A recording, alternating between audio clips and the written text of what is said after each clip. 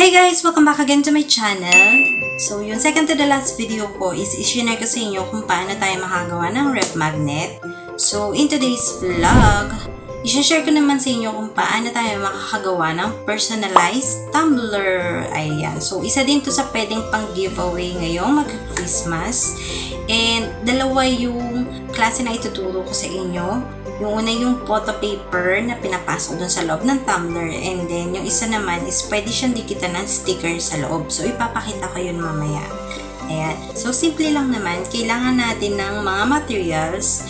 Unang-una, syempre, ang tumbler. Ayan. Ayan ang tumbler. Tapos, ang size niya is papakita ko sa screen. Kasi may mga sizes yung tumbler natin. And then, ito naman yung photo paper na 160 GSM. So, manipis na yung photo paper na gagamitin natin kasi nga, iikot natin siya dun sa loob para malambot lang siya. Usually po, ang gamit ko sa mga photo paper and yung photo sticker na brand is yung kuwa. And then, sa mga matte naman, calling card, ayan, ang gamit ko po is Yasen. And sa waterproof sticker naman po is yung iTech. Ayan. So, yun yung mga trusted brand na ginagamit namin and subok na namin. Ayan. So, simulan na po natin gumawa ng personalized tumbler.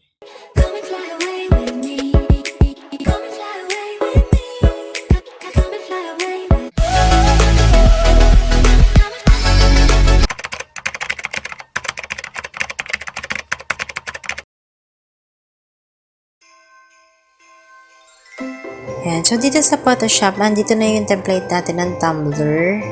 Ayan yung pinakasukat niya. Ayan. So, ito is A4 size siya. 210 by 297. And then, 300 yung resolution niya. Kaya dyan na tayo magta-template. So, kumuha lang ako ng image sa Google para pansample natin sa ating design. And, ika-crop natin siya based din sa shape ng ating template.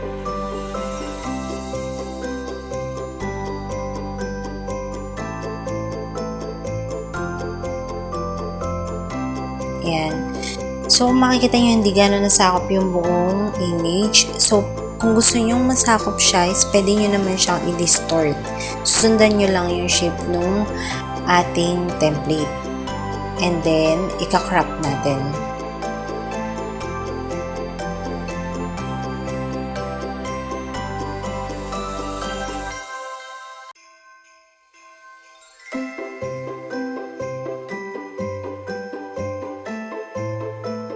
Ayan, kung makikita nyo, halos nasakop na niya yung buong image.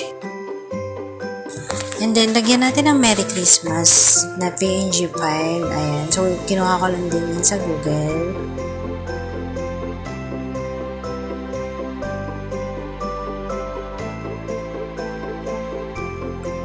And then, printin natin siya. Yan, Epson dye ang aking printer, and then A4 size and photo paper.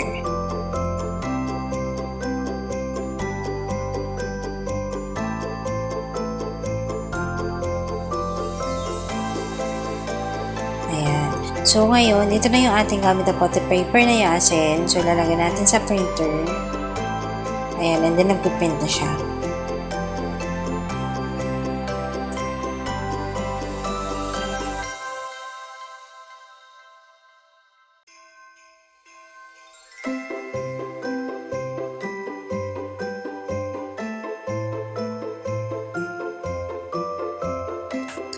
After natin ma-print is gugupitin na natin yung ating print out. After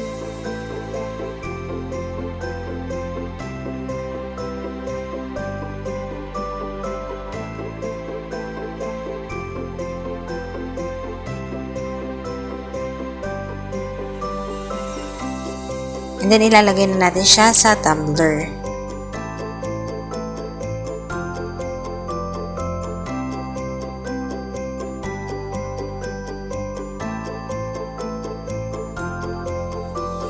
So, para mas maganda na hindi na siya nagagalaw, lagyan natin siya ng double-sided tape.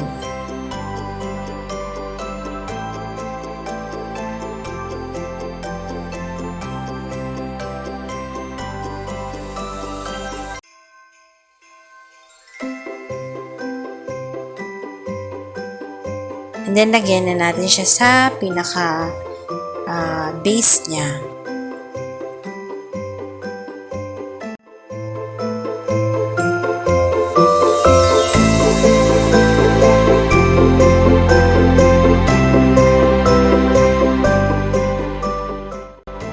Dito naman po sa stickers, sukatin po natin yung ating paglalagyan.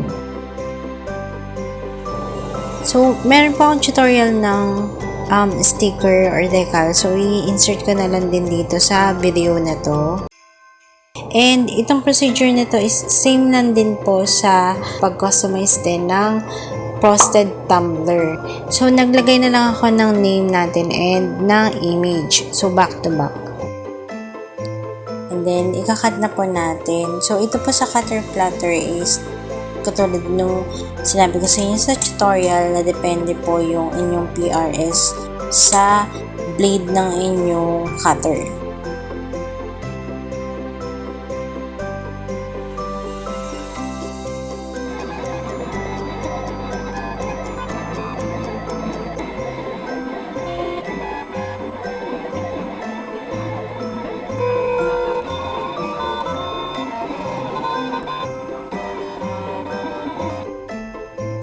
And then, ididikit na po natin siya sa harap na part. And yung isa naman sa likod.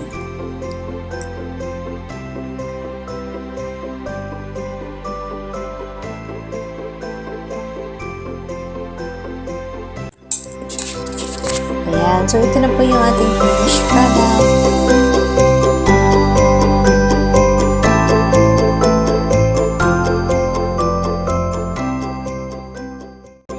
So, yun guys, nakagawa na tayo ng personalized tumbler.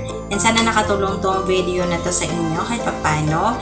And sana nag-enjoy din kayo. And more printing and other contents to upload soon. Ayan, don't forget to hit the notification bell para maging updated po kayo sa mga ina-upload kong videos.